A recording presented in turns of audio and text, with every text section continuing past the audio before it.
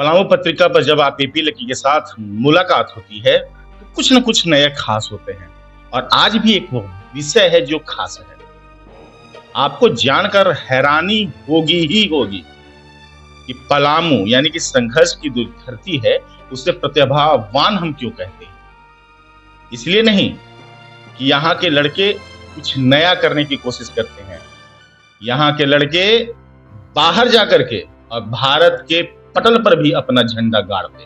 ये ऐसे ही हम नहीं कर रहे हैं। दिल्ली विश्वविद्यालय के पूर्व छात्र संघ के अध्यक्ष या फिर कहिए पूर्वांचल की आवाज, जो दिल्ली में अपनी नई छाप बना रही है, जो नई आवाज बनकर उभरी उसकी आवाज, या फिर कहिए कि दिल्ली के जो भाजपा है, जो सबसे बड़ी सत्ताधारी दल है, उस भाजपा के प्रवक्ता वो है आज हमारे साथ मनोज तिवारी, जो सांसद, जो पूर्व दिल्ली प्रदेश अध्यक्ष हैं, उनके संसदीय कार्य की देखरेख करने वाले और पलामू के लाल लहलहे के निवासी देवेश तिवारी। जब भी आपका चेहरा हम देखते हैं देवेश जी, तो पलामू महसूस होता है कि कितना प्रतिभावान है। और जब वहां पहुंच गए तो आज के समय में, आज के दौर में पलामू के लिए क्या महसूस करते हैं देवेश तिवारी? सबसे पहले आपके माध्यम से मैं पलामू पत्रिका के सभी दर्शकों को नमस्कार करता हूं। और आपने जिस तरह से परिचय दिया तो वो आपका बड़प्पन है, आप जो भी कह लीजिए। हम लोग एक छोटे से कार्यकर्ता हैं पार्टी के और सतत प्रयास में हम लोग अपना जो जिम्मेदारी है उस कार्य को कर रहे हैं। आज जब हम लोग दिल्ली में हैं तो पलामू के विषय में जब भी केंद्र सरकार की चीज़ें होती है, राज्य सरकार की चीज़ें होती है, तो उसमें हमारा एंगल होता है पॉजिटिविटी का कि कैसे चीज़ों को और बेहतर किया जाए। ऐसा अभी हालिया हमने नितिन गडकरी जी से मुलाकात किया। हम लोगों ने एक वीडियो भी देखा था एक न्यूज चैनल के डिबेट शो में, वहां पर आपने NH39 का मुद्दे उठाए थे, जो आपका संखा से गढ़वा का जो रूट है, आपका विंडम में रांची जो रोड है, उसका आपने मुद्दा भी उठाया। देखिए, एक हमारे लिए अब जो भी कहिए, पलामू में चिकित्सा का बहुत अभाव है। लोग यहाँ बीमार होते हैं तो इस प्रकार की तुरंत क्विक में इमरजेंसी में उस तरह की सुविधा नहीं है कि लोगों का जान बचाया जा सके। और आप जाके डाटा, मैं प्रामाणिकता के साथ बोलता हूँ, आप जाके सदर अस्पताल पलामू का, सदर अस्पताल गढ़वा का आप डाटा उठा दीजिए, प्रतिदिन कम से कम 5 से 10 मरीजों की मौत हो जाती है इलाज के अभाव में, क्योंकि यहाँ से रांची ले जाते वक्त ही बीच में उनका देहांत हो जाता है। अब ये जो नया परियोजना बन रहा है, जो नया NH39 बन रहा है, इससे क्या होगा कि समय कम हो जाएगा। अभी जो 4 से 5 घंटे लगते हैं, ये 2 से ढाई घंटे में रांची यहाँ के लोग पहुँच सकते हैं। तो मैंने निवेदन किया था माननीय मंत्री जी से कि इसके कार्य में विलम्ब हो रहा था बहुत कुछ कारणों की वजह से। तो हमने एक निवेदन किया था कि ये कार्य जितना जल्दी हो सके उतना जल्दी अगर पूरा होगा तो यहाँ के लोगों के लिए एक वरदान साबित होगा, क्योंकि इलाज के अभाव में लोगों की जान चली जा रही है, जिसको बचाया जा सकता है। तो उसके लिए हमें जिस लेवल पे भी हो सके अपना योगदान देना चाहिए, प्रयासरत करते रहना चाहिए। ऐसे कई मामले हैं, अन्य मामले जो पलामू के संदर्भ में रहता है, तो मेरी व्यक्तिगत कोशिश रहती है कि पॉजिटिव तरीके से उसको कैसे हम लोग करें और सुधार कैसे हो चीज़ों में, जिससे जो पलामू की जनता है, जो डाल्टनगंज की जनता है, उसको और ज़्यादा से ज़्यादा लाभ मिल सके। NH39 की अगर हम बात करें तो आपने मुद्दा उठाया जल्दबाजी का, लेकिन विस्थापितों की बात करें या अन्य चीजों की बात करें, NH39 की स्थिति बहुत ही ज्यादा कह सकते हैं कि विकास तो है, बन तो रहा है, लेकिन कहीं ना कहीं यहाँ भरमाने का नेता दिखाई नहीं पड़ते हैं। कोई भी आवाज नहीं उठाया जाता है, कभी इनकी बात नहीं की जाती है कि इस सड़क निर्माण में जिनको नुकसान हो रहा है, जिनके घर बर्बाद हो रहे हैं, उनके लिए भी कुछ सोचा जाए। इसके लिए क्या पहल करने की जरूरत है? बिल्कुल, आपका प्रश्न जायज है और मैं व्यक्तिगत रूप से इसका भुक्तभोगी हूँ, क्योंकि हमारे भी बहुत सारी जमीन इस परियोजना में जा रही है। यहाँ के जो जनप्रतिनिधि हैं, पूर्व में जो रहे हैं, पूर्व मंत्री रहे हैं, ऐसे कई नेता ने अभी भी क्षेत्र की जनता को बरगलाने का काम करते हैं। किस तरह से? मुआवजे के लेके अभी मैं जब आपसे बात कर रहा हूँ, थोड़ी देर पहले मैं जो प्रोजेक्ट डायरेक्टर है NHAI के माननीय मनोज पांडे जी, उनसे मैं मिल के आया। उनके ऑफिस में मैं 2 घंटे बैठा, मैं पूरी व्यवस्था को समझ रहा था।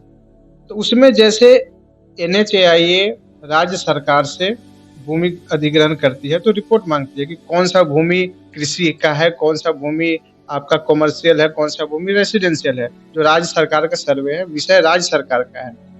तो NHAIA को जो राज्य सरकार देगा कि ये जमीन कृषि का है, ये जमीन रेसिडेंशियल का है, ये जमीन कॉमर्शियल का है, उसी के आधार पे NHAIA अपना मुआवजा देती है। इसमें गलती राज्य सरकार की है, गलती यहाँ के प्रतिनिधियों की है। जब उनको पता था कि ये परियोजना यहाँ आ रही है, तो जिन लोगों ने उस रोड पे अपना मकान बना लिया और आज से नहीं रह रहे हैं, जैसे मेरा ही खुद का मकान है, तो हम लोग 40 साल से रह रहे हैं, लेकिन अभी भी हमारा जो अभी रिवाइज सर्वे हुआ था, उसमें भी वो जमीन कृषि कर दिया गया। अब जब सर्वे में जमीन कृषि है, पेपर पे जमीन कृषि है, तो NHAIA तो आपको कृषि के अनुसार आपको उसका भुगतान देगी। तो इसमें जो सबसे बड़ा नुकसान हो रहा है, वो जो जिनकी जमीन जा रही है, जो किसान है, जो किसान परिवार है, उनको नुकसान हो रहा है। और राजनेता अपनी राजनीतिक रोटियां सेक रहे हैं, उनको भी पता है कुछ होना जाना नहीं है। जब इसको करने की जरूरत थी, जब ये परियोजना आ रही थी, जब सर्वे हो रहा था, उस समय आपका काम था आप बता दें कि आप ये सर्वे में इसको आप कृषि से आवासीय में करो। तो अगर ये काम पहले हो गया होता, तो आज इस क्षेत्र की जनता को बहुत बड़ा लाभ मिलता।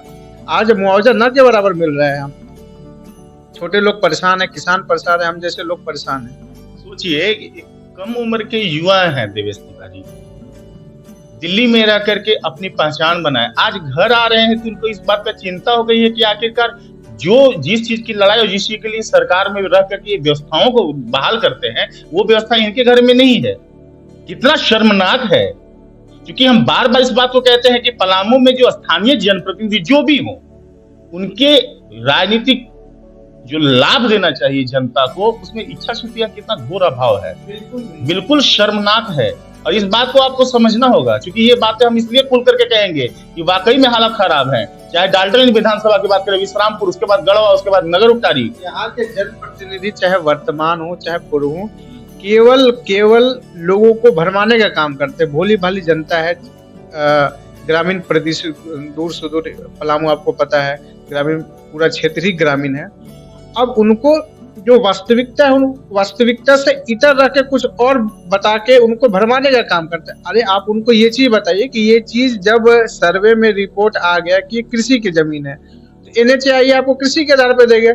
आप उनके लिए अगर आप सच में अगर आप हितैषी हैं जनता के, तो आपको ये कार्य पहले करना चाहिए। जब परियोजना आ रही थी, सबको पता था परियोजना आ रही है, आप क्षेत्र के प्रतिनिधि हैं, आप इससे पूर्व सरकार में मंत्री रह चुके हैं, यहाँ से विधायक रह चुके हैं, तो आपका दायित्व बनता था कि जो रिवाइज सर्वे हुआ था, उसमें इसको बदल के जिसका मकान था उसको आवासीय कर देना चाहिए था। लेकिन तब आप नहीं किए।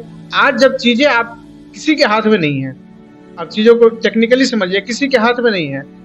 अभी भी अगर राज्य सरकार की कैबिनेट ये प्रस्ताव पारित कर दे, मैं अभी जो प्रोजेक्ट इंजीनियर है उनसे विस्तृत चर्चा कर गया, उन्होंने बोला कि अभी भी अगर जो हेमंत सोरेन की सरकार है, राज्य सरकार, उसका कैबिनेट ये प्रस्ताव पारित कर दे कि जिन की जमीन पे घर बना हुआ है, उनका जो है आवासीय में करके मुआवजा उस आधार पर दिया जाए, तो अभी भी वो चीज हो सकता है। लेकिन उसके लिए हेमंत सोरेन की कैबिनेट को ये प्रस्ताव करना पड़ेगा, ये प्रस्ताव NHAIA को भेजना पड़ेगा।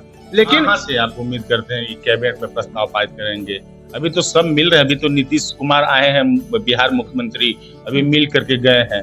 अभी तो सब अपने तैयारी में लगे हैं कि कैसे विपक्ष बन करके मजबूत कर लें और कैसे मोदी की सरकार जो केंद्र में उसे गिरा। अपनी राजनीतिक रोटियां सेक रहे हैं। इस विषय में मैं ज्यादा कुछ नहीं कहूंगा, लेकिन मैं आपने जो प्रश्न किया मैं उसके बारे में बता रहा हूँ कि जो चीज एक्चुअल में करना चाहिए, अभी जाके हेमंत सोरेन की कैबिनेट अगर ये प्रस्ताव भेजे, अगर ये पारित करके भेज दे, तो अभी भी किसानों को उनका हक मिल सकता है। लेकिन जो करना चाहिए वो यहाँ के जनप्रतिनिधि या पूर्व जनप्रतिनिधि नहीं करेंगे।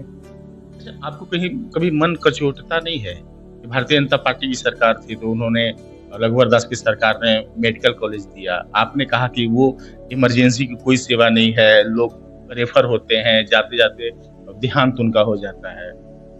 मेडिकल कॉलेज है पलामू में, उस जो वास्तविकता है वो चीज मैंने आपको बताया। जो सच्चाई है, सच्चाई तो सबके सामने है। अब मैं कुछ बोलूंगा, सच्चाई कुछ और है तो वो गलत है। मैं एक जिम्मेदार नागरिक हूँ इस क्षेत्र का। मेरा हक बनता है कि जो चीजें हैं वो जनता के सामने, वो लोगों के सामने आए, जो वास्तविकता है। तो यहाँ पे मेडिकल की सुविधाएं नहीं है, वो सबको पता है, वही चीज मैंने बोला। अगर हेमंत सोरेन की सरकार जो कर दिख रहे हैं तो वो कर क्या रही है? क्या सरकार है जो जो झारखंड की सरकार है, छोड़िए हेमंत को, जो झारखंड की वर्तमान सरकार है वो कर क्या रही है? और क्या उनके अंदर लगता है, देवेश तिवारी को जो अपना अनुभव है, उनके अंदर क्या चलता है, क्या करते रहते हैं ये लोग? झारखंड सरकार पूर्णतः अपना चेहरा चमकाने में लगी हुई है और कुछ नहीं इन्होंने किया है। अभी आप देखिएगा, सड़क पे जाइएगा डाल्टनगंज क्षेत्र में, पूरा हेमंत सोरेन का होर्डिंग हर तरफ आपको दिखेगा। 100 यूनिट बिजली माफ कर दिया, हाँ। ये कर दिया, ये कर दिया, 80 उत्कृष्ट विद्यालय कर दी। अरे भैया, इसको उस लाभ, आपने 100 यूनिट जो माफ किया उसका लाभ किसको मिला? आप डाटा निकाल के जनता के सामने रखिए।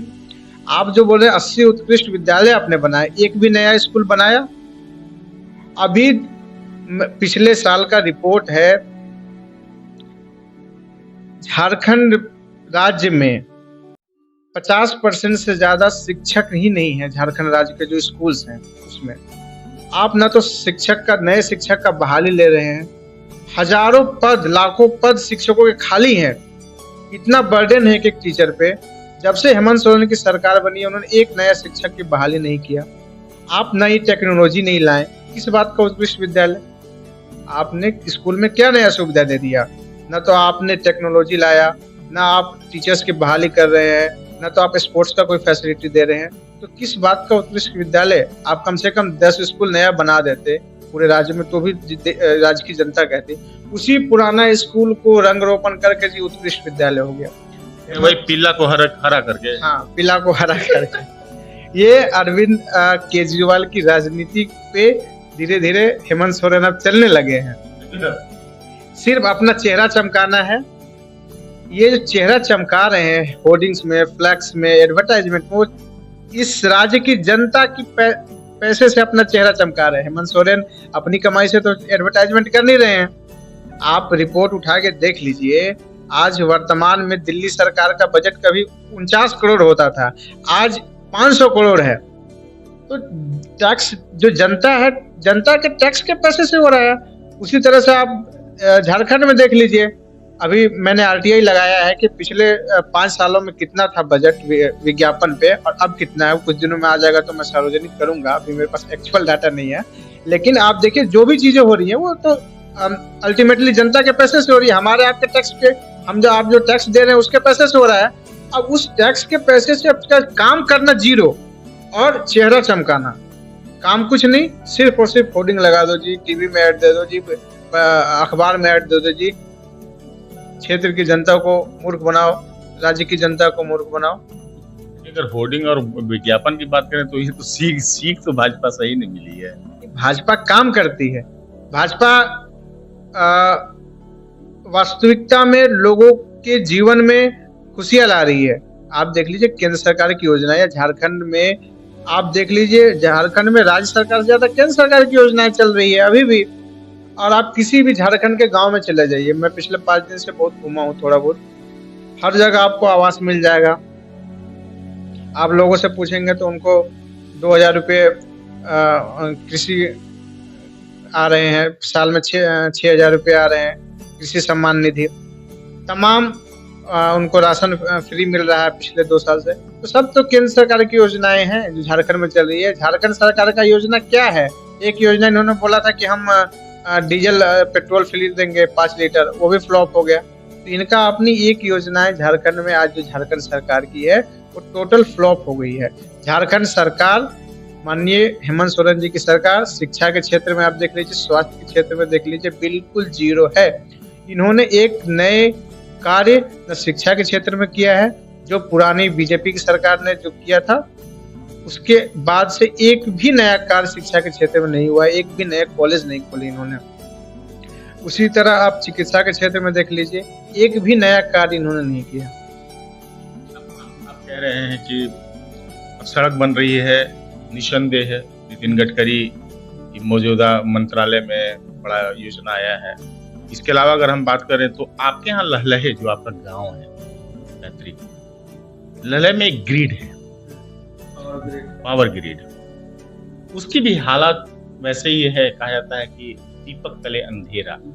आपकी बात बिल्कुल सच्चाई है और ये दुर्भाग्य है कि पावर ग्रिड हमारे क्षेत्र में है, उसका लाभ वहाँ के जो पंचायत के लोग हैं, जिनकी जमीन गई है, जो आसपास के गांव के लोग, उनको नहीं मिल रहा है। यहाँ के जो जनप्रतिनिधि हैं इसके लिए पूर्णतः जिम्मेदार हैं, जो पूर्व में रहे, वर्तमान में रहे। आप जरा सोचिए, जहाँ पे पावर ग्रिड है उसी गांव में बिजली नहीं मिल रही है, जिसकी जमीन गई है उनको अभी तक कुछ लाभ नहीं मिला।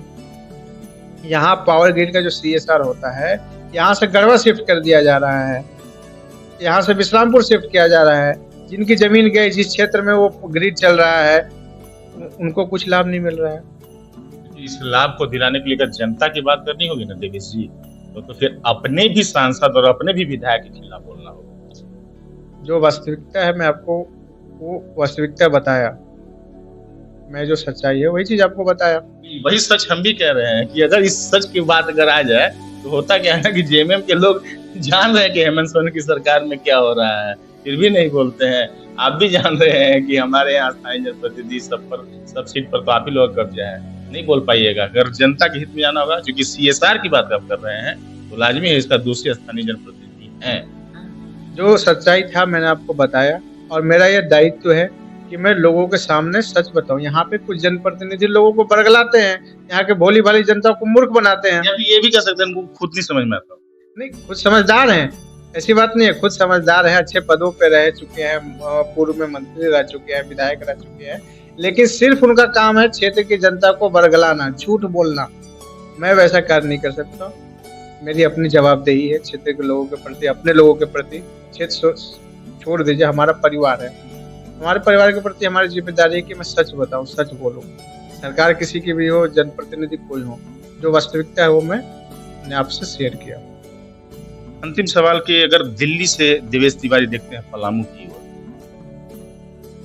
उन्हें क्या महसूस होता है कि पलामू के सामाजिक, आर्थिक एवं उससे जुड़ा हुआ राजनीतिक गतिविधियों को अगर बदलाव लाना है, बदलाव के वाहक बनेंगे, क्या करने की दरकार है? यहाँ चूंकि अगर हम माने अपने इतिहास में जाएं, पौराणिक कहानियों में जाएं, तो हम संपन्न हैं, लेकिन आज भी संघर्ष कर रहे हैं, आज भी वही सी के हम दंश जल रहे हैं। आपकी बात बिल्कुल सत्य है। हमारा इतिहास गौरवशाली इतिहास रहा है, लेकिन हमने बहुत सारे चीजें अपने जनप्रतिनिधियों पे छोड़ दिया, अफसरों पे छोड़ दिया। जब तक हम और आप, जब तक यहाँ के लोग सामूहिक प्रयास नहीं करेंगे, तब तक चीजें नहीं बदलेंगी। आज देख लीजिए, पलामू धीरे धीरे पिछड़ता हो रहा है, चाहे संस्कृति के मामले में हो, शिक्षा के मामले में हो, स्वास्थ्य के मामले में हो, बिल्कुल पिछड़ता जा रहा है। इसके लिए पूर्ण रूप से जिम्मेदार हम और आप हैं, हम किसी और को जिम्मेदार नहीं ठहरा सकते। अगर हम और आप सजग रहेंगे, यहाँ के जो जनता है, यहाँ के लोग सजग रहेंगे, तो चीजें अगर सकारात्मक दृष्टि से करें तो चीजें बेहतर हो सकती है। हर चीज हम जनप्रतिनिधि पे नहीं डाल सकते, हर चीज हम सिस्टम पे नहीं डाल सकते। कुछ जिम्मेदारी हमारी भी है, कुछ जिम्मेदारी आपकी भी है। और इस पॉजिटिविटी के साथ मैं तमाम इस पलामू के जो बुद्धिजीवी वर्ग है, जो नवयुवक वर्ग है, उनसे अपील करता हूँ कि आप पॉजिटिविटी के साथ, आप किसी भी दल में हो, किसी भी पार्टी में हो, मैंने नहीं रखता, आप पलामू के विकास के लिए आगे आइए और जो नए चीज, जो नई सोच है, जो नई आइडियाज है, उसको शेयर कीजिए, एक प्लेटफॉर्म पे आइए, लोगों के साथ चर्चा कीजिए। प्रतिनिधि आपका जो विधायक सांसद है वो विवश हो जाएंगे, आपके जो यहाँ के एडमिनिस्ट्रेशन है वो विवश हो जाएगी।